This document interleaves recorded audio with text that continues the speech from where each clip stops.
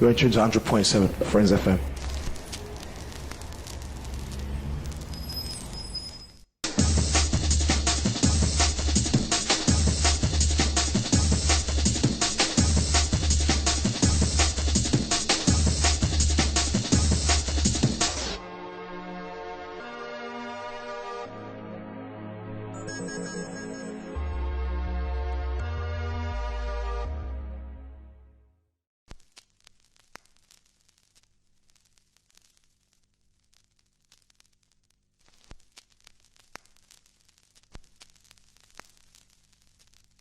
I remember when I first used to do mix CDs and all that, mix tapes, I used to pass them to my friends and stuff, and they couldn't believe it. Like, it was like, that's not your mixing, you're having a laugh, mate. It's always been a passion. Like, I play to one person, 3 people, 5 people, like, it wouldn't bother me. And sometimes I'd play on my own. I remember playing with a realistic mixer. Do you remember those old Tandy realistic mixers? I used to put my headphones on, and you could press the cue button and hear the left and right mix coming out, and you could literally do a tight mix tape just from flipping sitting in the mixer, and no one else could hear you.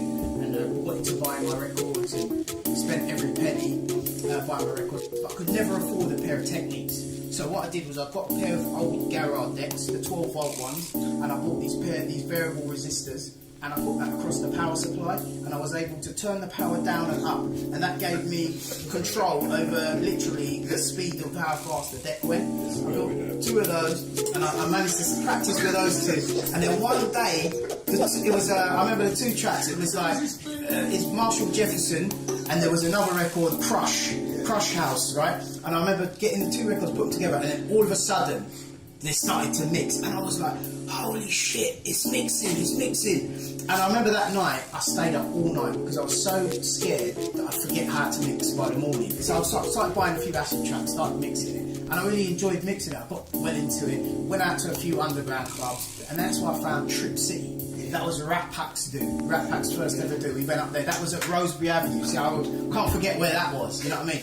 Went down to Trip City, Rosebery Avenue, and it was just flipping brilliant, man. Went down there, used to go there every week. I actually bumped into Lenny D Ice. And Lenny D Ice, he was just this dude who used to come up to you and say, alright bro, it's just this friendly dude that you used to see every week. And just be like, alright mate, yeah, how's it going? Yeah, sweet man, what's happening? And then we used to go up to Trip City on a regular basis. We were banging to Rat Pack, Jaffa Cakes, whatever, all that they used to sing back in the day. And from there, ever since, man, I've just been into underground music. That music evolved into kind of like hardcore, because they started mixing up with breakbeat and stuff. And then it went on to kind of jungle.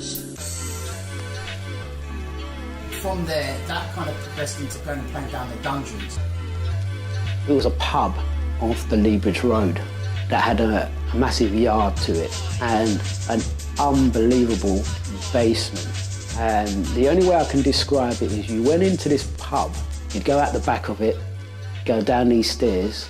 So all I can remember, my earliest thoughts was a very dark venue underground, and I think these tunnels went across the Lea Bridge Road.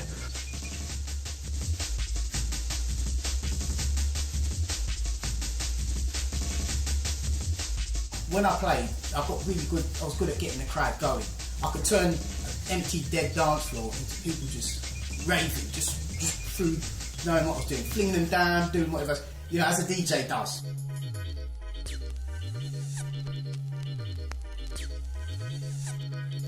From there, I thought, you know what, I know what people want on the dance floor, so I want to start making music. You know, I bought a Casio sampler. It was like one of those. It had 4 pads on it, and it didn't have any MIDI. There was no way of sequencing it up with anything. Yeah, bought that. Bought a little drum machine, and we used to play the drum machine onto a 4-track. First, put down the drums.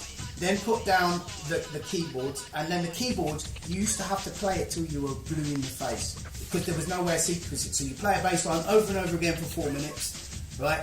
And then you do the same, and then with the riff.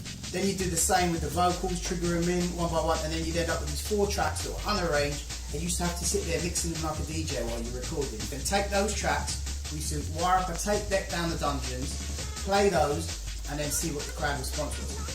And to my surprise, played the tracks, and I was expecting it to clear the dance floor, to be fair.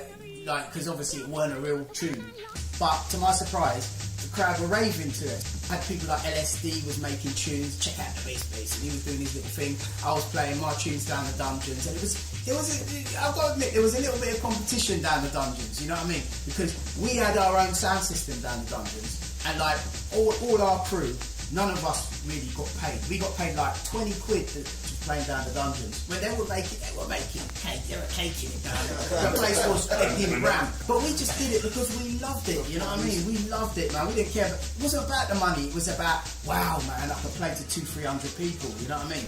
And we had that place on rota every week. Everyone had their slot, it was professionally flipping done.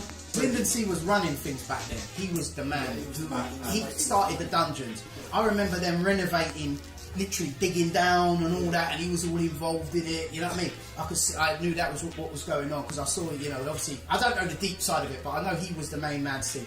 And I gave him a demo tape, as far as I remember, and he gave me my first break.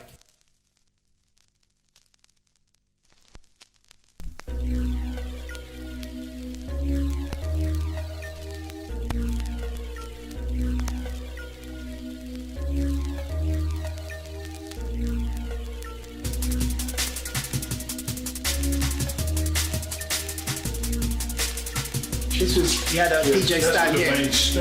That's where LSD and all them boys used to play. This was like, I call that the second generation part of Dungeon. The main Dungeon arena, which was Lyndon C and Rob Atkinson days, were here. This was the area where Lyndon C, Rob Atkinson, Chalky White Arch, this was what we call the main arch.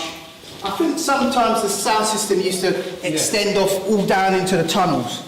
And they used to have lightning, strobes, you name it, lasers going all along here. And Lyndon C and Rob Atkinson, this was the DJ stand. I remember playing here in the early days as well.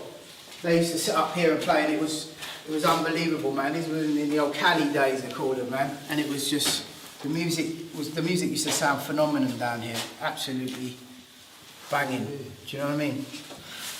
The whole Saturday night used to finish, I think, about 9 o'clock on Sunday morning, 9, 10 o'clock. And then off to sleep for, about 6, 7 hours. Sometimes you might even have a studio session on a Sunday. If things got really packed. And then try and survive. And then back to normal on Monday. I just think like the amount of bass bins and speakers that did blow in here. We went through a lot of bins. Yeah, tons of amps, tons of speakers. Yeah, the sweat killed one time, innit? But there's nothing like playing in the dungeons, man. You've got a sound system set up down there and a good crowd going on, man. It's really, it is underground. You know, your underground music. You know, wherever that means, this is underground, man. You're literally under the road here. Nostalgic, man. It's just remembering the days, man. And you know, it's nice to come back and just see the history of where you know where we first started, man. Yeah. This place, it means a lot to us musically. It's a part of our heritage and our music, you know, of our musical journey, man. Spiders are enjoying it. You know, I don't know what, you know, without this place, I don't know how we would have evolved, because we spent a good 10 years of our life during the weekend coming to this place. This was like a place where you could come to check out your music. And meanwhile, while this was going on, the rest of the rave scene around London was happening, your Legends, all your different clubs and stuff. But this is basically more or less all I know in terms of... because this was on our doorstep. This is like in our manor. We didn't have to drive out for this. We didn't have to drive miles and miles and that. Yeah. Like, some of us could just walk here. Yeah. You know, I came here before I could even drive, and it was in our manor.